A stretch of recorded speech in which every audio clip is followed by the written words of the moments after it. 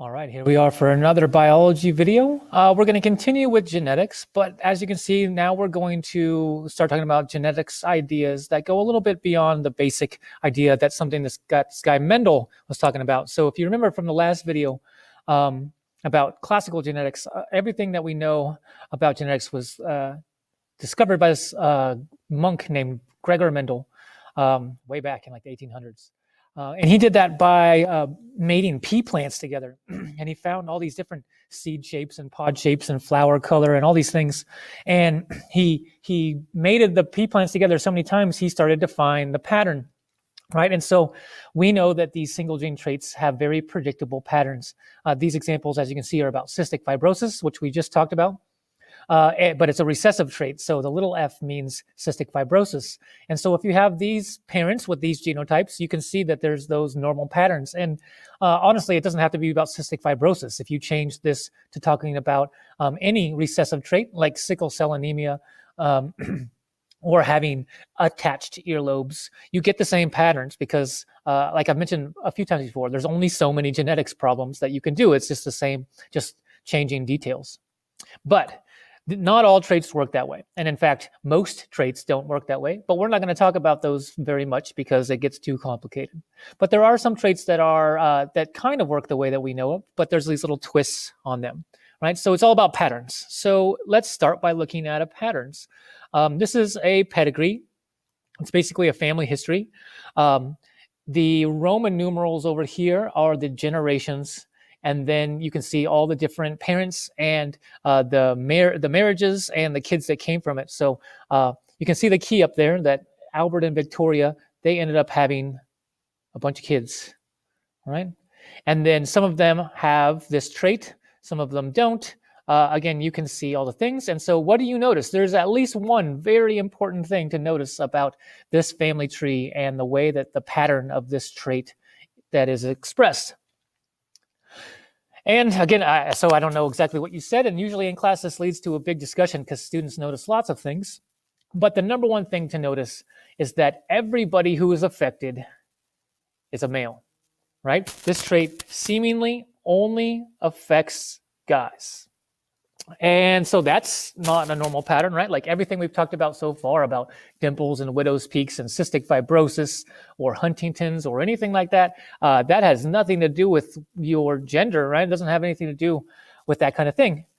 So how is this pattern happening? What is going to cause only males to be affected? And so we have to go back to our idea of chromosomes and something that I talked about at the very beginning of the unit, which is you have 22 pairs of what are called autosomes to make autosomal traits. These are your normal chromosomes, if you want to think of them that way. They follow all the rules and follow all the patterns. You have two of them, and they are exact. They're not exact. They are homologous, so that they're the same type of chromosome. They're the same length and size, and they have the same genes. But down here are the sex chromosomes. And some traits are linked to those that are only found on the X or the Y chromosomes. And those are weird because females have two X's, but males have an X and a Y. The two X's are homologous, but these are not, right? And this was, again, I pointed out in another video that the male has this little tiny Y chromosome that doesn't match any of the other chromosomes. You do need to know, it is important as we go along, that females of humans at least are two X's and males are an X and a Y. There are some other species out there that it works actually the opposite way, but they don't have, we don't call it the same. We call them Z and W chromosomes. You don't need to know that. But females have two X's and males have an X and a Y. Now that's just basically important for good old just gender determination, right? Like if you're going to have a boy or a girl, then it depends on which chromosomes you got. And if you have an X and a Y or two X's. But what we want to know is more about disorders, traits that are linked to genes that are found on the X chromosome. They almost always affect males, almost. It isn't always. And here's why. If you are a female, you have two of the same chromosome. And that means that if you were to get the little a, you would still possibly, not always, but possibly, usually, as we'll see, you'll still have the big A. right? And so for a female to be affected, she would have to be an X with a big A or a little a and another X with a little a. Now notice right off the bat how I'm writing this. I'm not just writing little a or big A little a. I'm keeping the X's there because these times I need to know who is what gender. And so I have to keep the X's, and as you'll see in a second, the Y's. So a female, her chromosomes just work normally, like we've always learned. But the male only has one copy because of the Y chromosome. That little Y chromosome has almost no information on it. There's only the genes that are required to turn you into a male. All animals, especially humans, at very first, when you're first developing after the egg and the sperm come together, you start out determined to be a female. But then if you have the Y chromosome, then testosterone will start to be made at some point, and you will stop on your path towards being a female, and you will start on the path towards being a male. But that's the only thing that the Y chromosome does. Like, remember in the picture, it's a tiny little thing. It doesn't have much information other than to be male. So if there's a gene that is on the X chromosome, males only have one. There's only one chance. If you get the little a, then you have that trait, even though it's a recessive trait, right? For a recessive trait, you're supposed to have two copies to be recessive, but this time males only need one. And that's the key to why males keep getting affected over and over. There are a few different versions. We're going to use color blindness as the version here. But baldness and something called hemophilia, which is where your body can't make a blood clot, which means that if you get a cut, that it will bleed forever. Like literally, you can't stop bleeding. This goes for internal bleeding. So like if you've ever gotten a bruise, that's because you broke some blood vessels on the inside of your skin, and so you see the bruise is actually made from the reddish blood that kind of turns purple after it gets old. So in any case, I'm going to talk about color blindness in the examples as we go forward. But everything I say goes for any X-linked trait, male pattern baldness, hemophilia, whatever it is. And so it's best to look at it with just an example, and this will help us with the pedigrees as well. Here I have a colorblind male. Notice he has an X that has the little b on it. And with the normal female, and she has two big B's. The little b is the colorblind allele. The big B is the normal version of that gene. So if they have a son, dad has to give a chromosome. Which chromosome is dad going to give to his son?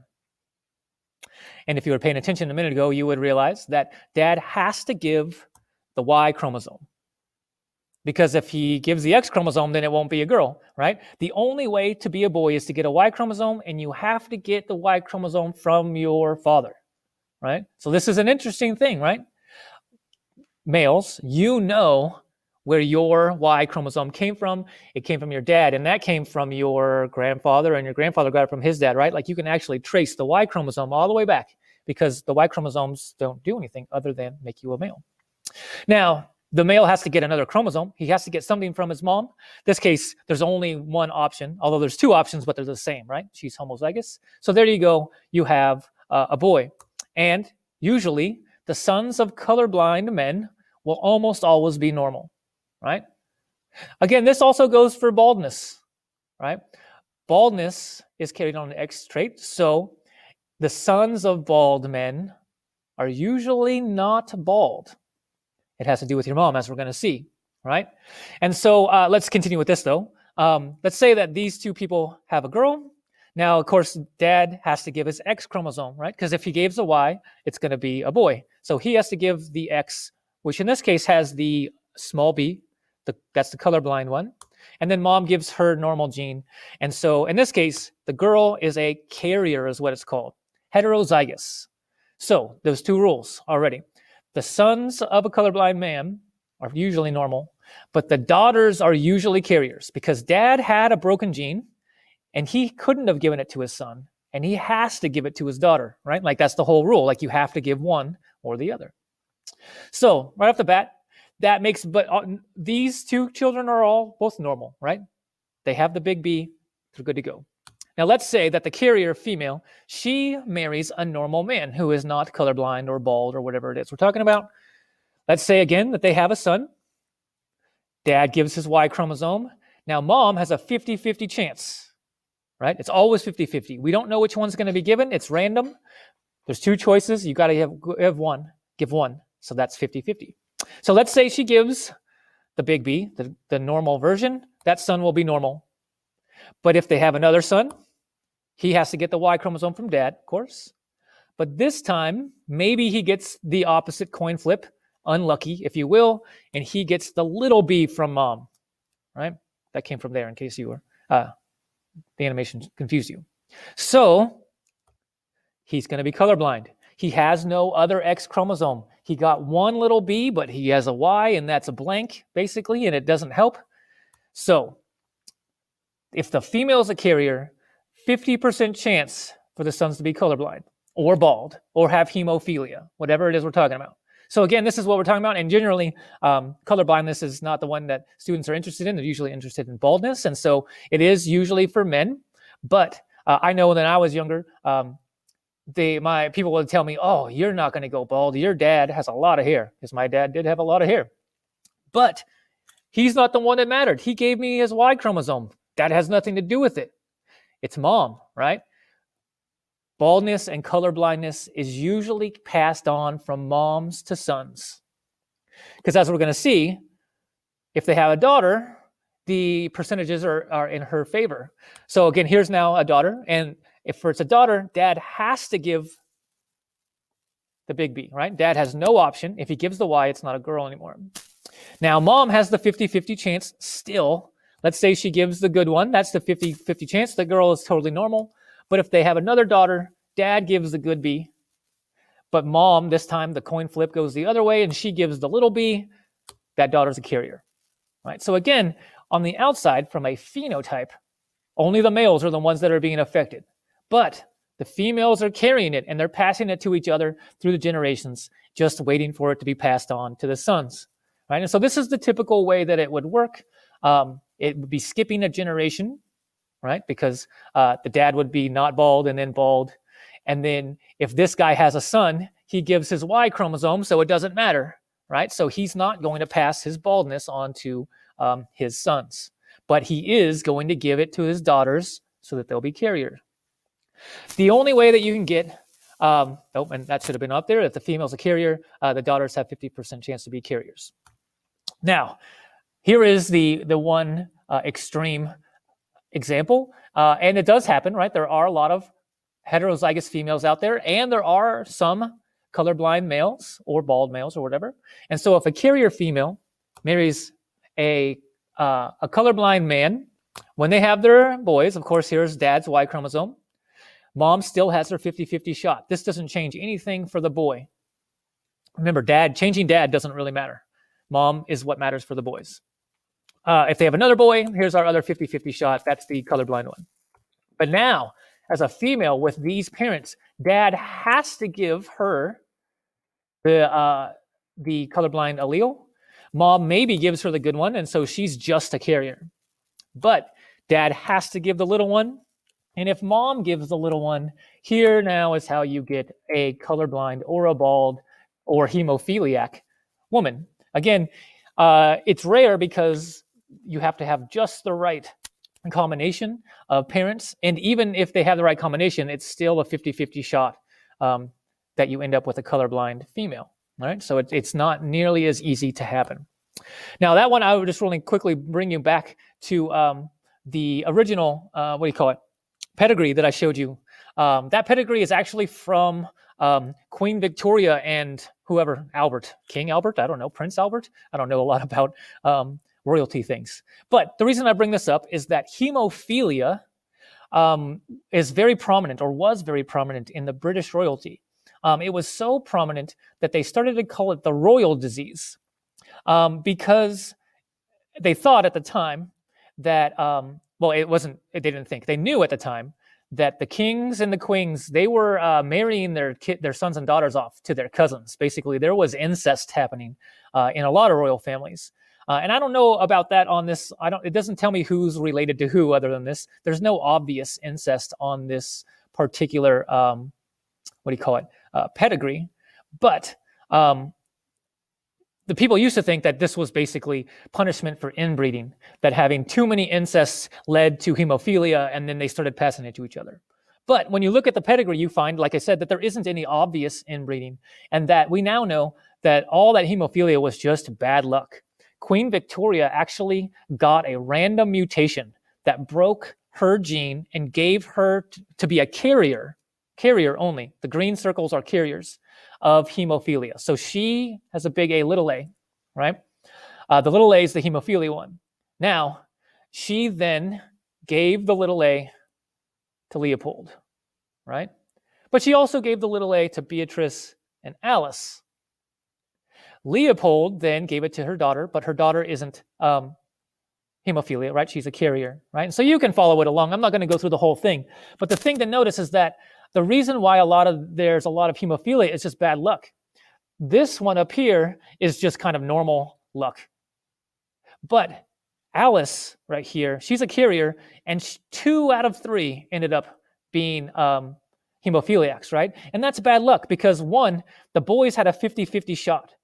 So it's already a 50-50 shot to be a boy or a girl. And then the boys still had another 50-50 chance to not be hemophiliacs. But it happened twice in that family. And same thing here. Beatrice had 4 kids, and she passed it on 3 out of those 4 times. And that's more, right? It should be a 50-50 shot. The only reason really why it spread so much, in my opinion, is that Queen Victoria had 1, 2, 3, 4, 5, 6, 7, 8, 9 kids, right? And if it's a 50-50 chance every time, then that's just more and more and more and more chances to pass it to the next generation, right? So the more kids that she had, the more chances it was going to be. And then again, they definitely got extra unlucky in a few places where it just kept happening. And again, that wasn't because of inbreeding or anything. That was just coin flips that went the wrong way. So anyway, that's X-linked traits. Let's think about this now. 2 questions. Why do the X-linked traits show a different pattern than the regular traits, which are called autosomal traits? And then the second one says, which of the following is the correct way to write the genotype of a woman who is colorblind? And colorblind is a sex-linked recessive trait. There we go. So now, why are the X-linked traits passed differently? Because males only have the 1 X chromosome. That's the shortest answer. Then if you want to get longer into it, if the male only has 1 chromosome, there's no chance for them to be rescued, right? They can't hope that their other parent gives them the good gene because dad isn't going to give them anything, right? So that's why males are only affected. Which of the following is the best way to show a woman who is colorblind? And that would be this one. It has to be the little b's, but it has to be 2 X's. This is a colorblind male right there, but that's not what I asked for. I asked for the colorblind female, right? So if you chose this one, which again, I can't tell if you did or not, at least you know it's recessive and you know that that person would have been colorblind. But without the X's and Y's, you can't tell who's a boy or a girl. So there's that. I also want to give you an example of how to do these Punnett squares, because tomorrow it'll be asynchronous and you'll have a practice worksheet. But I want to show you how to do it first. So here's 2 genetics problems. I would pause the video. It's going to stop it in a second here. And on paper, you should do it. And then you can put your answers into the Edpuzzle. So here we go. All right. So I have a female who has white eyes and a male who's red. And it tells me that red is dominant to white. So the female is white-eyed. The female, notice I'm going to straight up just put the X's right there. The male, I'm going to put the Y, X and the Y. And this is just the way that I do it. I think it's the best way to do it. Now I need to put the R's on there.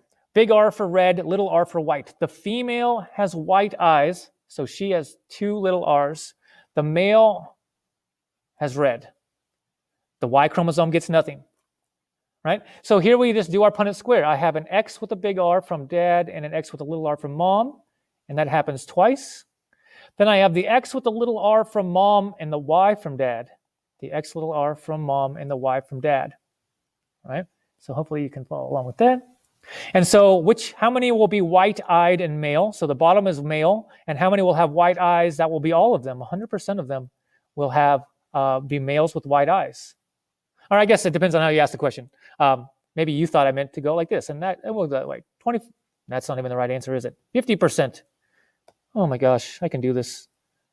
50% are white-eyed males.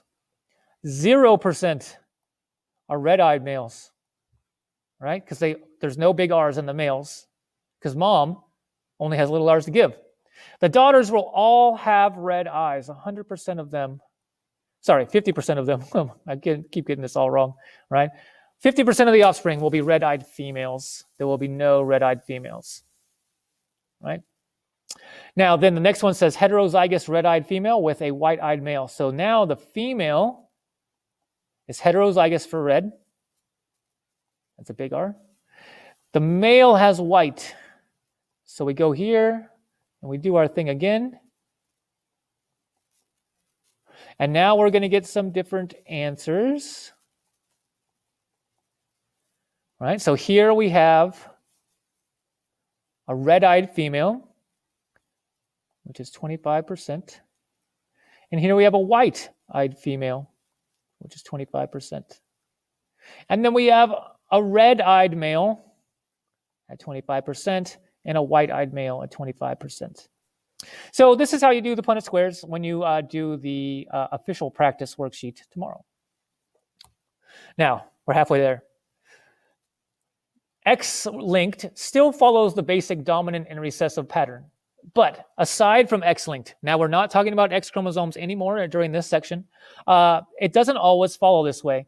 For example, one of the most commonly discussed traits way back was when we did the earlobes. We had people that had detached earlobes and we had people that had attached earlobes, right? And some people said they couldn't tell because their earlobes are like kind of attached, but kind of not attached, right? How do you get something that's in between? Well, it turns out that it doesn't always work as nice and neat as like pure dominant and pure recessive. Sometimes they can be incompletely dominant, where the two things blend together. Red plus blue makes purple, right? I don't know if you've ever mixed colors, but red and blue make purple. But in co-dominance, there's no blending, but also they don't dominate each other. They basically just end up showing at the same time. So you can't, it's hard to imagine this, but imagine you mix the red and the blue colors, but instead of making purple, you just had red and blue that were just next to each other, right? So I'm going to show you an example of how that would work in a couple of actual organisms. Here we have carnations. This is incomplete dominance. Now pay attention to the genotypes. I have a red carnation. So I'm going to call red big R. So this carnation has two big R's. Two red genes make a red flower. The white genes, I'm going to make little r.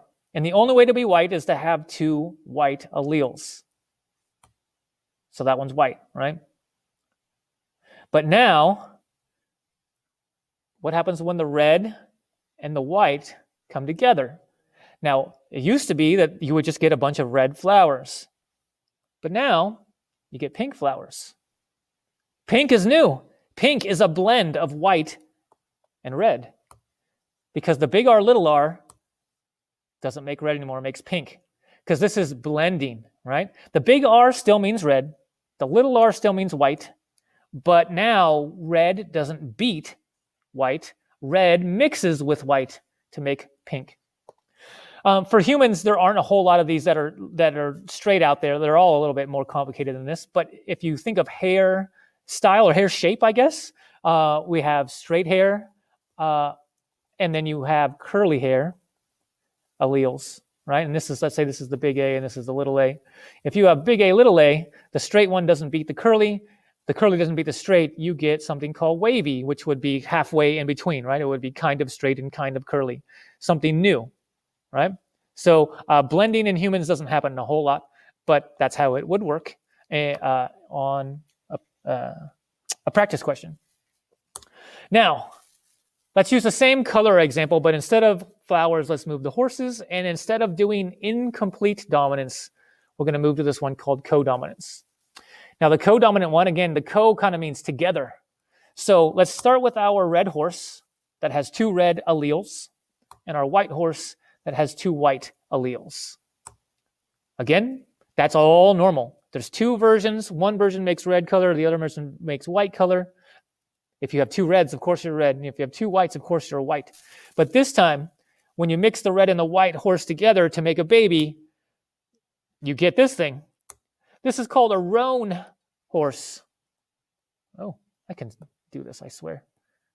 Roan. But all roan means is that it's red and white at the same time. There's red hairs and there's white hairs. There are no pink hairs. They did not blend together. Some of the red is there, some of the white is there. They're together. Co-dominant, right? Co means together, right? So this is different. And I'll give you an example of this in humans in just a second, but let's go back to the hair thing. Let's say that hair types in humans was co-dominant.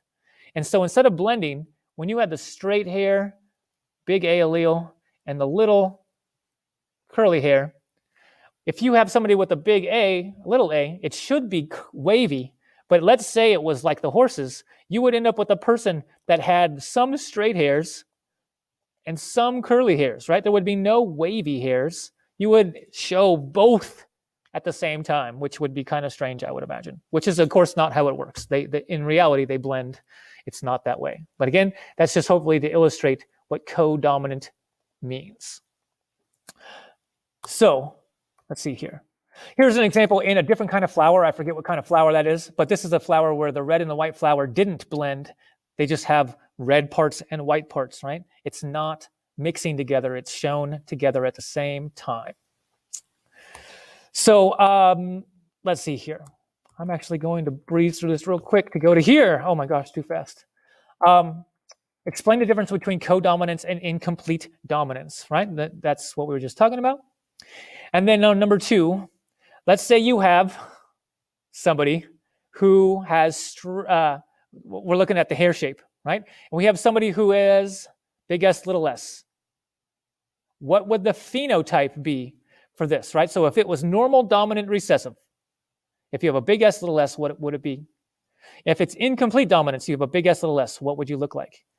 Codominant, big S, little s. Notice this doesn't change. They're always big S, little s, but what does change is the way you interpret that. All right, so the first question, the difference between incomplete and codominance depends on how much it blends together. Incomplete blends, codominance does not blend, right? And so again, that's something you just have to pick up when you read the question. It will tell you if it blends or it doesn't blend.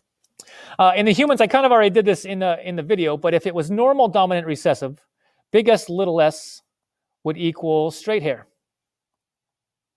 because the big S would cover up the little s. And if it was incomplete dominant, it would be curly, because the big S, straight hair, would blend with the curly hair to make wavy. Man, I'm having troubles today. Codominant would be straight hairs and curly hairs. Right? So again, I kind of talked about that earlier in the video, but hopefully it makes sense. Notice, the genetics doesn't change. Your Punnett squares will not be affected, but the way you read the Punnett square will be affected, right? And so let's look at a Punnett square to just demonstrate that idea. Let's say we have the hair again. We want to cross these two people, right? So again, on your paper, you want to try it for yourself, and then you can put it into the Edpuzzle. So these are my parents, big S, little s, with big S, little s. I get 2 big S's, big S, little s, big S, little s, 2 littles, right? What are the ratios if big S is completely dominant? Well, that would be 75% straight hair. Oops, there we go, straight hair. 25% curly. Right? If it's incomplete dominance, again, I kind of just did this, but it would be wavy hair. And then the phenotype ratios are going to change now. 25% of them will have straight hair. Only the ones that are big S, little s. 50% of them will have wavy hair because of that. And then 25% will have curly hair, right? So again, the Punnett square did not change. Just the way you read it changes. Now the last one, if big S is codominant, what would it look like? Again, this would be somebody that was straight and curly. The ratios would be just like before. 25% would be straight. 25% would be curly. But now this 50% would be straight and curly. Yeah? So there you have it. Examples of the, incomplete and codominance. Now, to go back here to the blood types.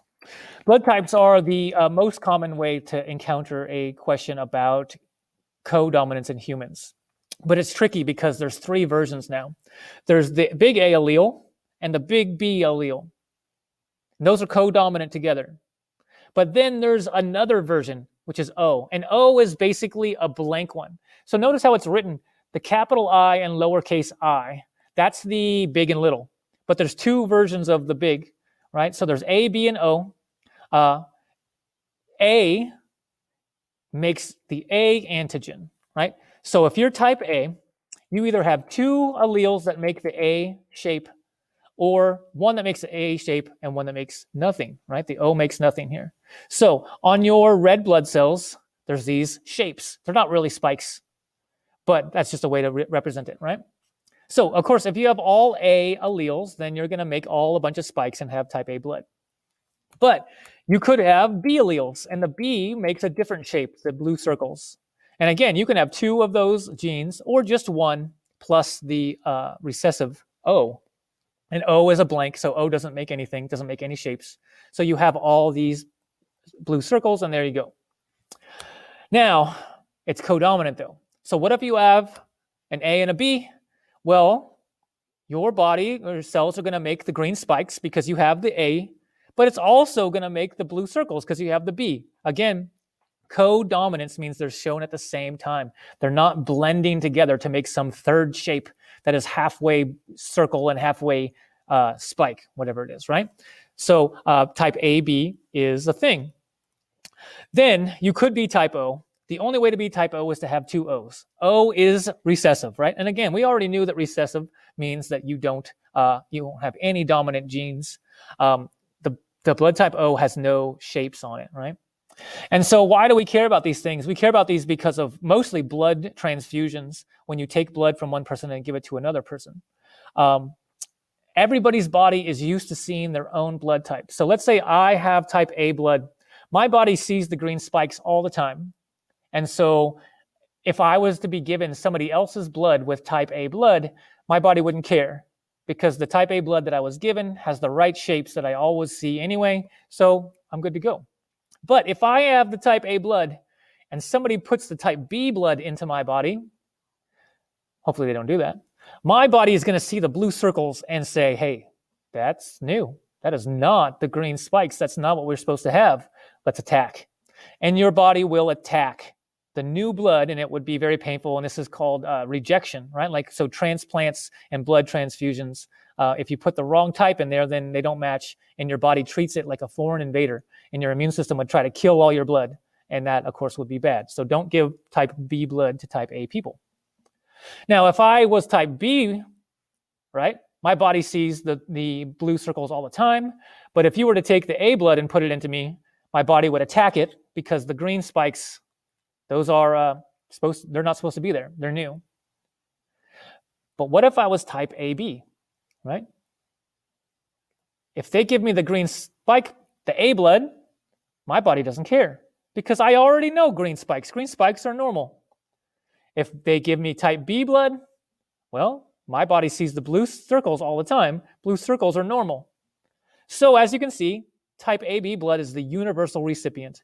They can get A because they have A shapes. They can get B because they have B shapes. They can, of course, get AB because they have AB shapes. They can get O because O has no shapes. O is sneaky. It's invisible to your immune system. There's nothing there to see, which then makes type O the universal donor.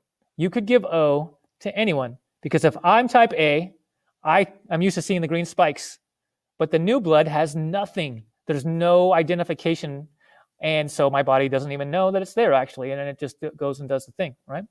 So if you are type O blood, then you're encouraged to donate blood because we need that. If somebody comes into the hospital and say they're unconscious and you don't know what type of blood they have, you can't just like wait for them to wake up to figure it out or do a bunch of tests to figure it out. So if you were in the hospital and you needed blood right away, they would just give you type O blood because you could give it to anyone. But people with type O can't get anything.